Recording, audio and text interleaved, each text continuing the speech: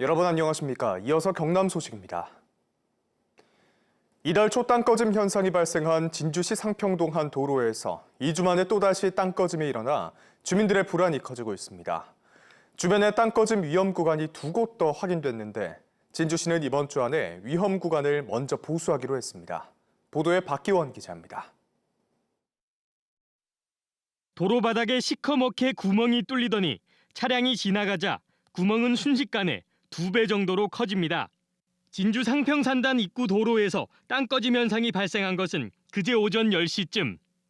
가로 2m, 세로 4m, 깊이 2m 규모로 다행히 인명피해는 없었습니다.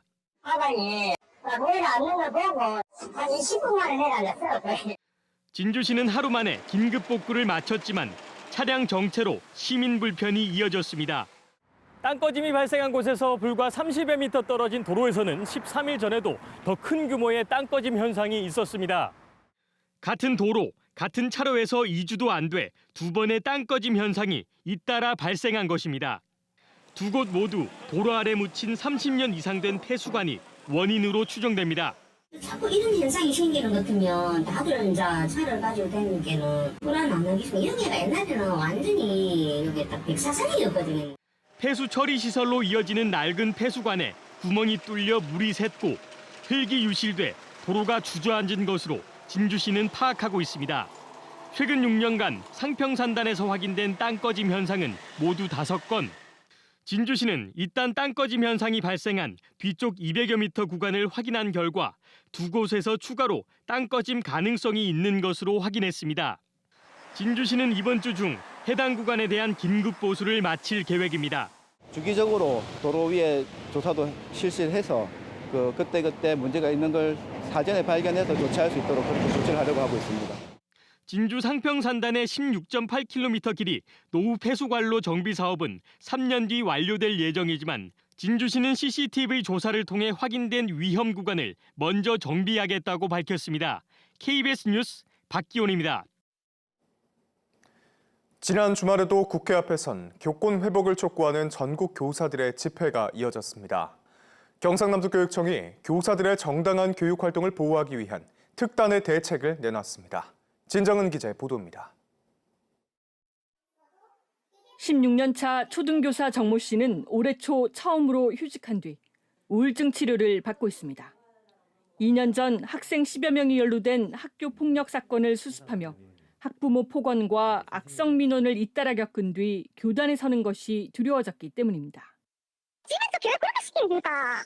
제가 학교 갈까요, 선생님? 아빠 데리고. 선생님 가지고 돈 놓는 안 해요.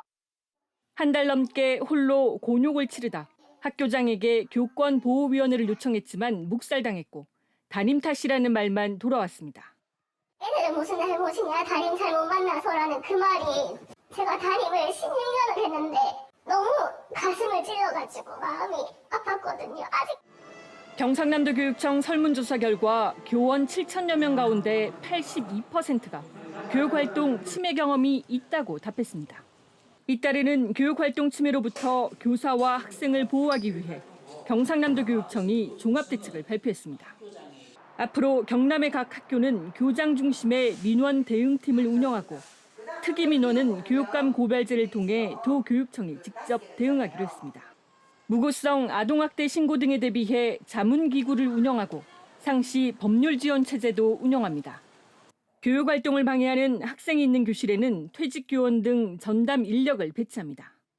이제 더 이상 선생님을 잃을 수는 없습니다. 교육활동 보호를 넘어 우리 학교가 희망을 되찾을 수 있도록 경상남도 교육청은 모든 역량을 집중하겠습니다. 또 전체 교원의 심리검사를 정례화하고 전문 병원과 연계해 치료비 등 지원 체계도 마련할 계획입니다. KBS 뉴스 진정은입니다. 경남 한 산림조합에서 지난 3월 조합장 선거를 앞두고 일부 전현직 조합 간부들이 자신들의 산을 작게 쪼개 지인들에게 팔거나 공짜로 나눠준 사실이 드러났습니다. 선거의 공정성에 영향을 줄 수 있는 행위여서 논란이 제기되고 있습니다. 최진석 기자의 보도입니다. 도심 외곽 높이 330m인 한 야산입니다. 길이 없는 숲으로 들어가니 자풀이 무성하고 나무가 쓰러져 있는 땅이 나옵니다. 지난 3월 당선된 이 지역 산림조합장이 2006년 사들인 12,000여 제곱미터 규모 임야입니다. 그런데 토지 등기부 등본을 보니 땅 주인이 모두 26명으로 나옵니다. 이 조합장은 지난해 7월부터 11월까지 자신의 임야를 쪼개 모두 20명에게 팔았는데요. 이들 대부분은 임야 331제곱미터, 100평 정도의 작은 면적을 사들여 공유자가 됐습니다. 임야 지분 거래 가액은 등본상 1인당 100만 원도 되지 않습니다. 산림을 산 사람 가운데는 현장을 가본 적이 없는 경우도 있습니다. 도로도 없을 텐데 거기에 집을 지으시... 도로 옆이라고 이러던데. 현장 안 가보셨어요? 예. 한 지분 공유자는 취재진에게 면세유 구매 등 조합원 혜택을 위해 지인 소개로 임야를 사들였을 뿐 자세한 내용은 확인해주지 않았습니다. 이 산림조합의 산쪼개기 거래는 이뿐만이 아닙니다. 산림조합 한 이사가 가진 임야 14만 7천여 제곱미터도 비슷한 시기 주인이 30명 더 늘었습니다. 해당 이사가 배우자에게 지분 일부를 줬고 이 배우자는 지난해 7월부터 한 달 동안 지인 30명에게 임야 300여 제곱미터씩을 증여한 겁니다. 조합장과 이사 측 임야를 받은 50명 가운데 지난 3월 조합장 선거 직전 해당 조합에 가입한 사람은 36명. 이들은 임야 300제곱미터 이상만 가지고 있으면 산림조합에 가입할 수 있는 최소한의 기준을 충족해 선거 투표권을 가질 수 있었습니다. 산림조합 중앙회는 이 같은 산쪼개기 거래 방식이 공정한 선거를 방해할 수 있다며 수차례 자제를 당부해왔습니다. 편법이라고 할 수 있는 이런 부분들을 하면 안 되겠죠.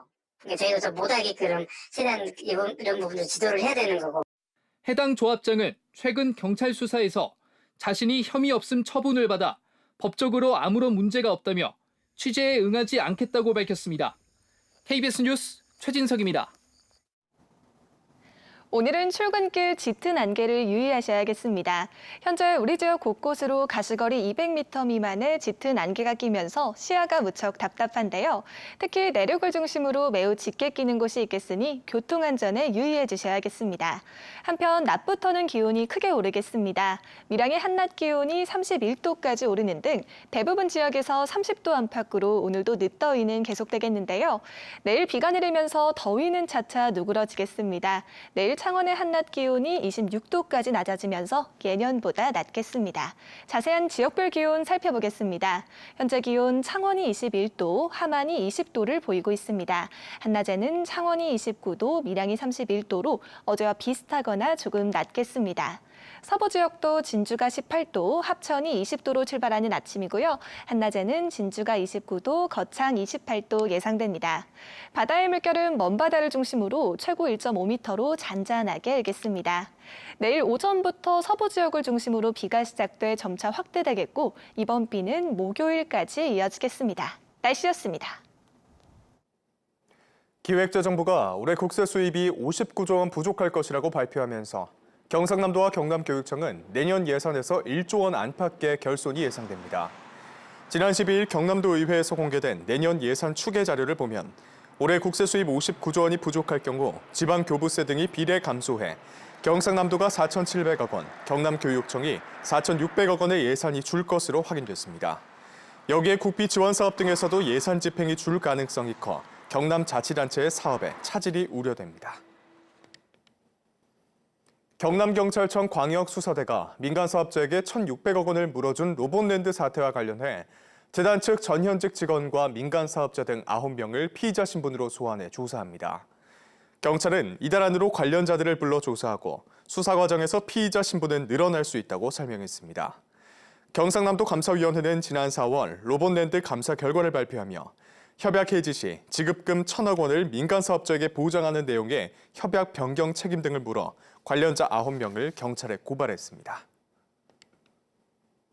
경남경찰청이 지난 4일부터 열흘 동안 스쿨존 교통 위반 행위 특별 단속을 벌여 355건을 적발했습니다. 이 가운데 무면허가 4건, 음주운전이 1건이었고 나머지는 안전띠 미착용과 신호 위반, 지정차로 위반 등이었습니다. 경찰은 오는 22일까지 암행춘찰차와 교통 사이카를 활용한 특별 단속을 이어갑니다.